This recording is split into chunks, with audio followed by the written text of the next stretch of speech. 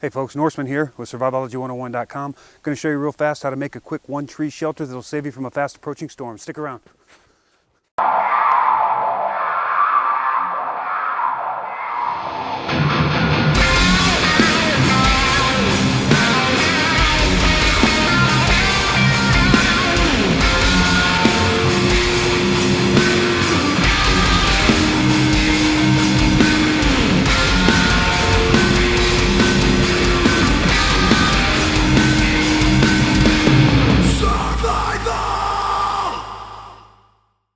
Well, talking about shelters and not really trying to confuse that with some sort of a sustained living shelter, but you're out or lost in the woods and you need a shelter in a hurry to get out of a storm or an oncoming weather pattern, or you just need to hunker down and get some hot west for the night.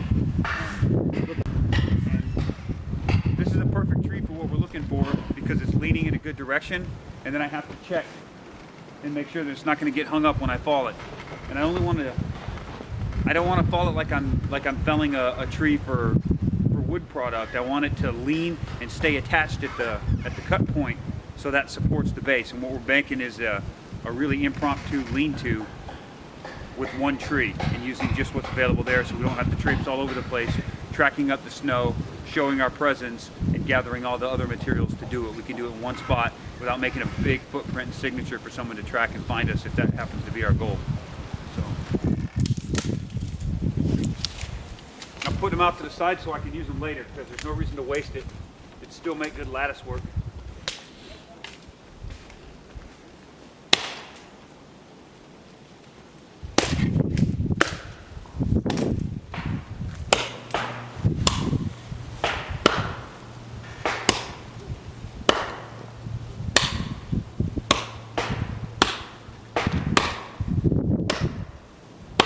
Leave the layers on. But I'm starting to warm up. And if I keep going, I'm going to start sweating, and I'm going to defeat all my outer layers.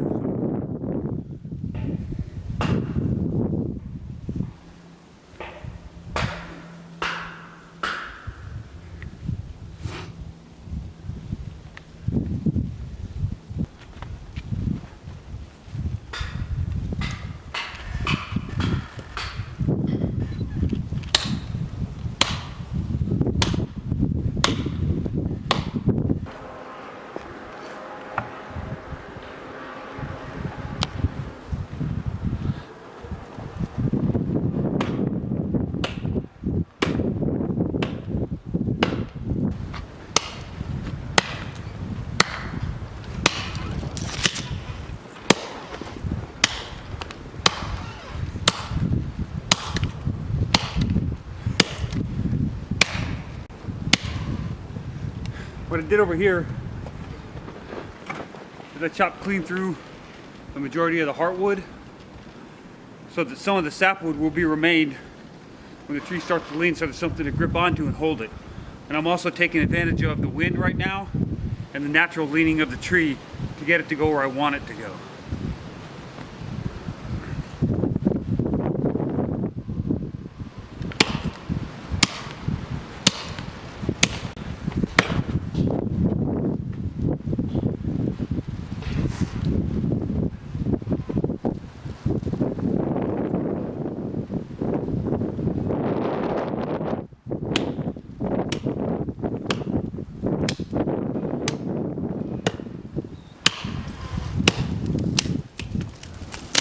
Going. Okay. So now that I dropped the tree exactly how I wanted it, and it's still supported, this is my main beam for my shelter. Now all I have to do, clear out underneath it and harvest all the boughs from the front and layer them onto to make my roof and to insulate the shelter itself.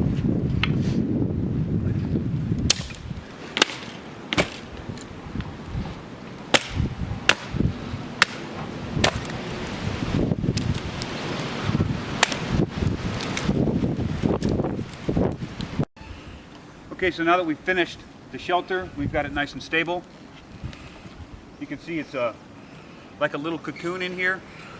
not 100% waterproof at this point, but that's not a concern here in the snow. If we get snow, that just adds an extra insulating layer to the outside. If we're in the summertime, the same shelter is useful, except we don't have to worry about tracking up the snow and showing our presence, so we can go ahead and pick up forest debris and start piling it up on top of this shelter in order to make it more and more waterproof and more insulated. So as a added bonus, some of the byproduct of doing this is we have all these little bits and pieces of pine boughs laying around. We have to use that and anything else we can to insulate our bodies from the cold, cold ground so it doesn't pull our heat out through the middle of the night. What you see, this main beam, we've cut all the notches a little bit higher than the joint so they don't damage our axe heads on the really hard part where it comes out of the tree.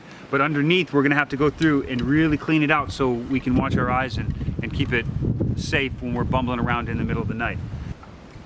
We can put a fire down low here and build a reflector wall that can reflect that heat back in the door. We can also, as you see, lean up some braces along this outside and block against the rain, the wind, and protect the fire. And we can also store our firewood up underneath this lean-to side, so it's not in the shelter with us, but it's next to the fire drying out, and we just grab it and toss it right back into the fire. Maintain a small fire here will heat this entire shelter. If you can't maintain a fire because of whatever environment that you're in, you just build another pile of pine boughs and pull them up to block the door like a little cubby cover, and then hunker down for a cold, cold night. This is an eastern hemlock. It's a very dense, heavy wood. If you do this with spruces or some other trees, this connection won't break like this one did. It'll stay connected. This one, I'm not worried about the stability. I mean, it would take a lot to move it. But in other climates where you have higher winds and softer trees, these will actually stay connected and you don't have to worry about it. If they won't stay connected, like in this cold environment where they just snapped off, and you're concerned about the stability of this, there's no reason to build an elaborate contraption. You just knock it to the ground, canoe this out with your axe, just cut a big V in it, and then set it back in the V, and it'll be stable and ready to go. And if it still worries you, once you set it in a V, you can drive a wedge through it and into the tree. But that's a lot of work if it's not necessary. Now this is an eastern hemlock tree that Norseman cut down for that shelter. But the most interesting part for me is the fact that it has bark on it that's very, very useful. This bark was used for hide tanning for generations here in Canada and the eastern United States, but further back it was used for something else.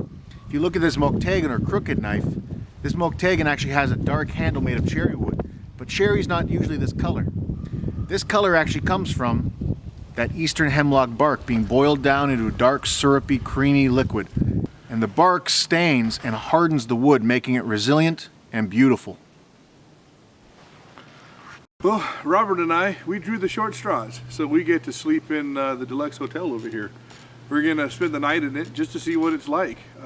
That's the whole point of this training is we're going out of our comfort zones, essentially stress inoculation. We're learning to deal with a stressful situation in a safe environment. So we do have sleeping bags and we do have a hot tent if we need it.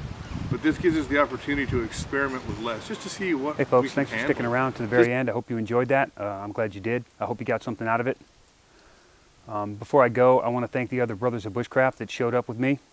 Mikhail Merkaroff from Merkwares and Emberlit Stove, Robert Mania, Practical Survivor, and Caleb Musgrave with Canadian Bushcraft who hosted us. As always, if you enjoyed that video, like, comment, share, and spread the word, because remember, survival is a discipline of attitude, knowledge, skills, and action. Survival is not mandatory.